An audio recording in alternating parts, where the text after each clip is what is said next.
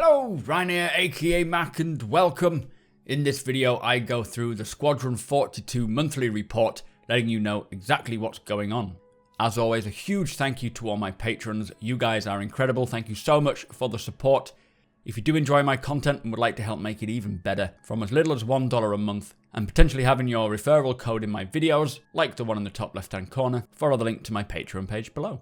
So, the monthly report is out. Let us take a look at each division and what they're working on. For the AI flight team, they have worked on the AI surface flight, so ensuring that the AI choose an appropriate path while flying along the planet's surface, keeping a specified minimal clearance. They also applied similar considerations to in-atmosphere dogfighting as well, which we saw in the sitcom demo where the Avengers of Microtech were attacking the Karak.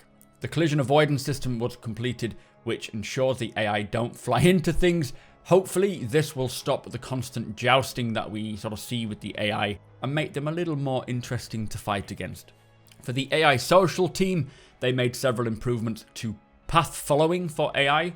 Work continued on the bartender with the first iteration of the mixing station tech being added, not only extending the character's ability to pick up and serve items from the fridge, but also prepare new drinks at the mixing station. Now, obviously, this is not really massive news, but it will also apply to the PU eventually, especially for when player status comes in and we need to drink something, we can go to a bar and get a drink. Or when the Starliner comes online, not for a while yet, but being able to serve passengers drinks. For the AI character combat team, the focus for them over the past few months has been on the overall player versus NPC combat experience. So involving implementing new behavior tactics for shotgun-wielding NPCs, giving them the tactical choice to get much closer to the target and make proper use of the weapon. They also begun improving vision perception so that the designers can more easily adjust the size of the vision cones, which is sort of the cone of the AI's sight, and how fast the target is perceived inside them. So when they see you, how long does it take them to acknowledge you there or react to you. They've also made improvements to the cover system to enable NPCs to choose to only partially cover themselves, and small optimizations were also made to the AI hearing perception, so obviously how they pick up on the sounds of you being in the area. For the audio team, they worked on reviewing all the sound for Chapter 4, paying attention to the Idris, and improving markup and sound effects where required. The cinematics team have worked on allowing the player to interrupt NPC conversations. Now this is something Chris has sort of said he wants, where if you're talking to an NPC and then you start doing something like picking up a glass or looking away or looking around, the NPC may react to you because you might be perceived as being rude, and it's all to do with building your relationships with NPCs and other members of the crew. And hopefully this will transition into the PU as well, so if you suddenly start walking off from someone as they're talking to you, an NPC, they will verbally react or tut or something, you know, get about their business.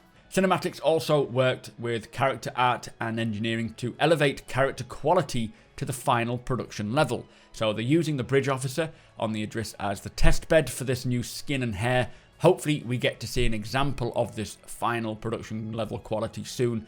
I would be very interested to see what they class as, you know, final quality. Now, they had another quality push on the comms calls. Squadron 42 features real-time render-to-texture comm feeds from NPCs. So if you are in your cockpit and you radio through to Old Man, he will be in his cockpit or in the actual location that he is in the game, rather than just a predetermined feed. Now, for engineering, the actor team begun to implement the new inner thought system.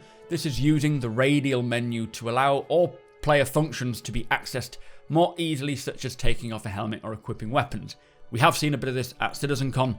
It will also be context sensitive, so options will change depending on your location or the available actions. Like, for example, if you're sat in a cockpit, additional options like exiting the seat or engaging landing gear will become available, whereas you don't need them if you're just walking around.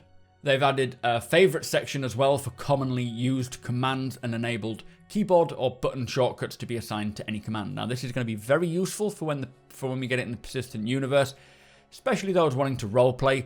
The way I see it working is that if you dock with another ship, you come on board, you can take your helmet off, put it under your arm, walk around and interact with people, that sort of stuff. It just makes it feel more realistic and gives you a lot more stuff to play with. The melee combat team moved on to body dragging, starting with interacting with the body, repositioning the body, and basic player movement. This is obviously something they talked about when we heard about the melee system. They wanted to get the body dragging in as soon as possible. Hopefully when this comes over to the PU, it means we will be able to interact with bounties that we have incapacitated and take them to prison, rather than just killing them. Now they've also finished the temperature system and moved on to hunger and thirst, setting up the initial stats. This I think is still set for 3.9 in the PU. This is obviously we're talking about Squadron, so hopefully we'll still see this. Sounds like they're making some good progress. For the planet terrain shadows, the multi-cascade and blending support was added to improve detail and range. This will eliminate various existing shadow artifacts. Anything that makes the shadows look better is a big win in my eyes. Development continued on volumetric terrain shadow support as well for fog. Talking of fog, they made lighting consistent, so planet atmosphere affects ground fog layer and vice versa. They've also experimented with ozone layer support in atmosphere. And finally, for the engineering team, work continued on planetary clouds, ocean rendering, frozen oceans, and wind bending for static brushes. So they're still pushing to get planets looking even better. Now I just really can't wait to see this gas cloud applied to the PU. I think it's going to look phenomenal, flying through these massive nebulas and all sorts of stuff. So on to level design. They are focused on FPS heavy sections of the game, working alongside the various feature teams to make sure that AI behavior is realistic in all encounters. Behaviors also such as patrolling, investigating, and reactions to audio attenuation on different materials. So they're really honing in on the AI, and I think this is something we will see a lot in this year. Hopefully transitioning over to the PU as well, but definitely in Squadron. So space and dogfighting teams have progressed with AI behavior as well for specific types of ships.